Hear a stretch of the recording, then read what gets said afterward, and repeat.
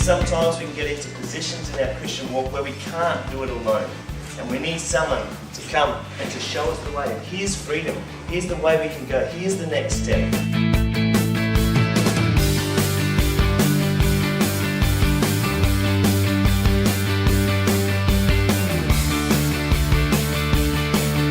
The catching each other was to form trust between net groups. It was a bit freaky at first, but after one or two people did it, you knew pretty well that your net group was going to catch you. We have to have other people holding us up. We have to have people making sure that we stay where we're at and where we want to be heading. You see the difference here? That's not going to come off of here because he's not going to let it off this side and he's not going to let it off this side. That is the net. It felt higher than what I thought it would be, but also a bit shaky. But after the count of three, it's sort of just like, just go for it. They're not going to let you go. We all know that mateship can take us in the wrong direction. We all know that. And it can put us on the wrong path. But mateship in the right direction can take us in the right path and be a really powerful thing.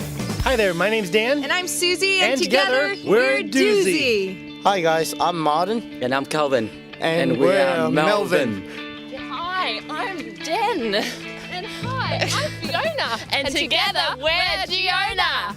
Hi, I'm Dave. Hi, I'm Kelly. And we're Deli. I'm Becky. And I'm Priscilla. And we're Bakila. Dan and I met at Brown City Camp up in Michigan, USA. And he was riding his bike along the street. And out the corner of my eye, I saw her. And as I said, I got to get to know this girl. And he smacked into a tree, which caught my attention. Now, she always tells a different story. She says I hit a tree, but there was no tree. Somehow he got off his bike. I just parked the bike and I went across the street and I met her there at camp. And that's history. We met at church around 7.5 years ago. He came over from Vietnam and we met at church. And we just became friends. Well, actually, it took a few years after that. At first, we weren't really good friends. Polar. He was north and I was south. Okay. I was more in tune to the Aussie ways and he was still very traditional. But we became close every day.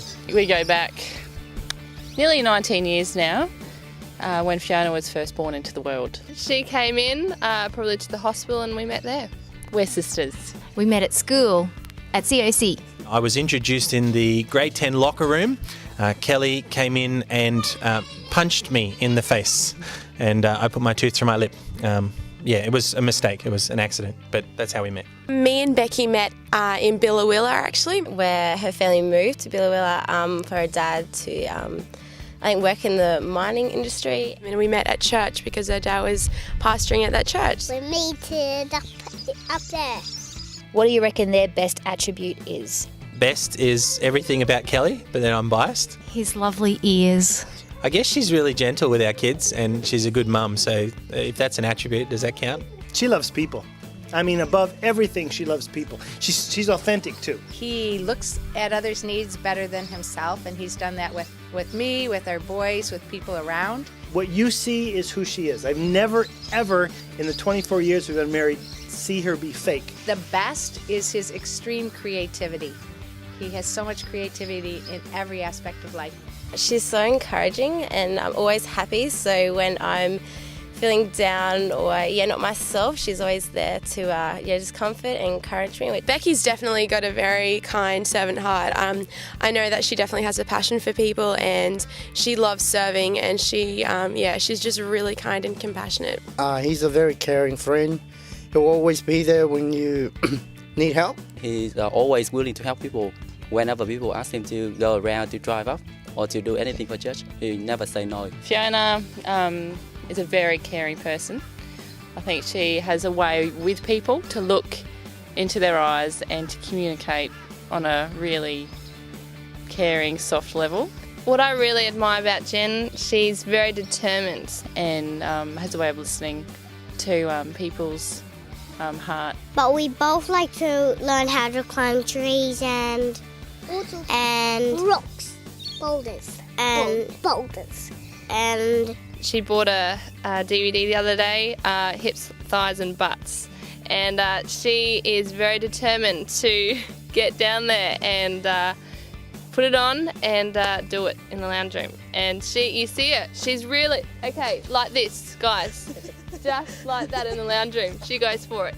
And we like to, and when it's boulders, like to climb boulders. Does Susie have any bad attributes?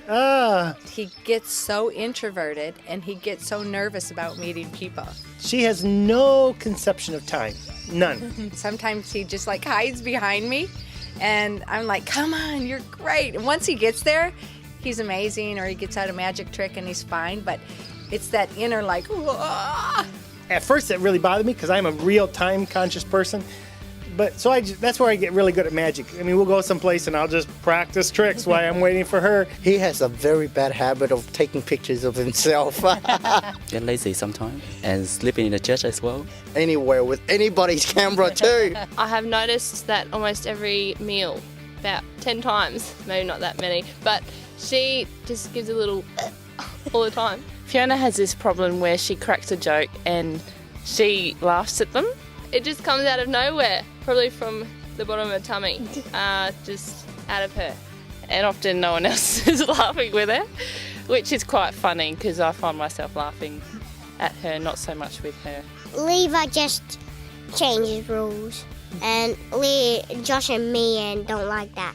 Dan has been a great help in my walk with Jesus. He's really my net. He's my best net. She forces me, not in a bad way, but she forces me to really live what I believe. He helps me process my feelings. Sometimes he says to me, Susie, what is the truth? And I'm like, I don't know. And he says, the truth is. She is a constant rock for me to say, oh yeah, we're anchored to the truth. We need to live that. Yeah, I've been through a few hard times, and yeah, she's just there and there to listen. Becky's got a little thing where she's always writing notes and little messages that she gives to me, so yeah, that's definitely very encouraging.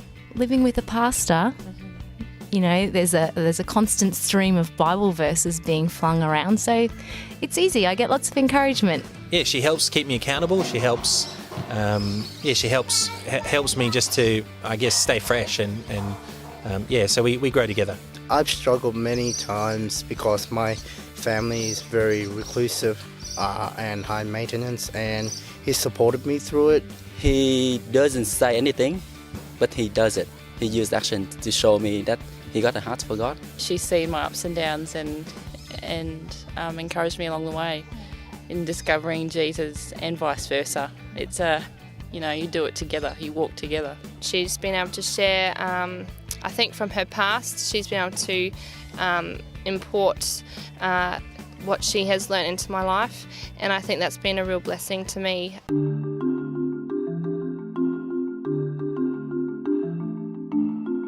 The importance of net groups extends beyond humankind and into the animal kingdom. Look here at these kangaroos enjoying each other's company. They're frolicking together, making the most of it.